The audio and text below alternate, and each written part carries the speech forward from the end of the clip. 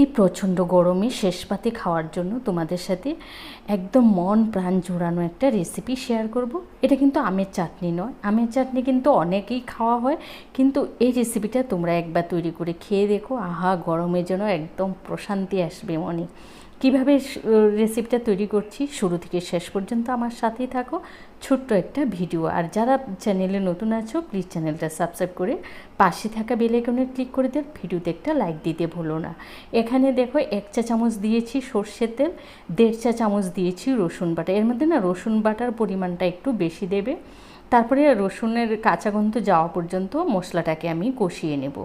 এবার এর মধ্যে কিছু আমি স্পাইসি মশলা অ্যাড করব, যেমন দিয়েছি হলুদের গুঁড়া 1/2 চা চামচ, 1 চা চামচ ঝাল লঙ্কার গুঁড়া, আর 1.5 চা চামচ দিয়েছি এখানে ধনের গুঁড়া।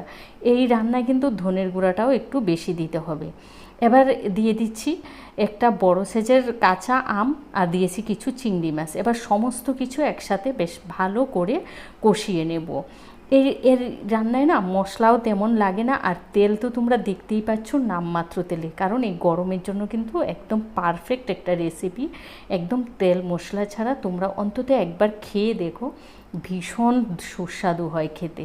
তারপরে আমি দেখো একটু জল দিয়ে মশলাটাকে বেশ ভালো করে কষিয়ে নিচ্ছি, মশলার কাঁচা গন্ধ যাওয়া পর্যন্ত। কষাতে কষাতে না অনেকটাই জল উঠেছে, এবার জলটাকেও বেশ ভালো করে কষিয়ে নেব, আমটা যেন সেদ্ধ হয়ে যায়, তবে আমটা যেন গলে না যায় সেটাও খেয়াল রেখো। দেখো আম কিন্তু পুরোপুরি সেদ্ধ হয়ে গেছে। এবার এর মধ্যে আর মশলাও কিন্তু ভালোভাবে বেশ কষানো হয়ে গেছে, মশলার সমস্ত কাঁচা গন্ধও কিন্তু চলে গেছে। আর আমি না পরিমাণ মতো নুন দিয়েছি, সেটা হয়তো এখানে দেখানো হয়নি। তারপরে আমি দিয়েছি জল, এখানে আমি জলের পরিমাণটা দিয়েছি প্রায় 1.5 কাপ। এই রেসিপিটায় না তোমার এই রান্নাটা একটু পাতলা হবে, আমরা যে ওই যে পাতলা আমটক টক মিষ্টি আমটকটা করি ঠিক সেই রকম। তো এখানে একটা আম আমি ভেঙে দিয়েছি, আর বাকি আমগুলোকে আমি গোটা গোটা রেখেছি। এবার জলটা দিয়ে বেশ 2 থেকে 3 মিনিটের মতো ফুটিয়ে নেব।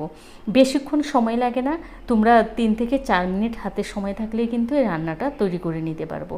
তো দেখো রান্না কিন্তু পুরোপুরি তৈরি হয়ে গেছে, ঝোলটাও অনেকটাই কমে গেছে। এই অবস্থায় আমি গ্যাসটা অফ করে দেবো, কারণ এটা কিন্তু একটু পাতলা পাতলা থাকবে, আমি আগেই বলেছি। তোমরা এই গরমে এটা না খেলে কিন্তু ভীষণ আফসোস করবে, ভীষণ দুর্দান্ত হয়। খাওয়ার পরে একটা বাটিতে নিয়ে একটু চুমুক দেবে, আহা মনে হয় যেন মনে কত শান্তি। তোমরা অবশ্যই অবশ্যই আমি যে পদ্ধতিতে তৈরি করেছি এই পদ্ধতিতে অন্তত একবার তৈরি করে খেয়ে দেখো। ভিডিওটা ভালো লাগলে তোমাদের আত্মীয় স্বজন বন্ধুবান্ধব সবার সাথে বেশি বেশি করে শেয়ার করে দিও।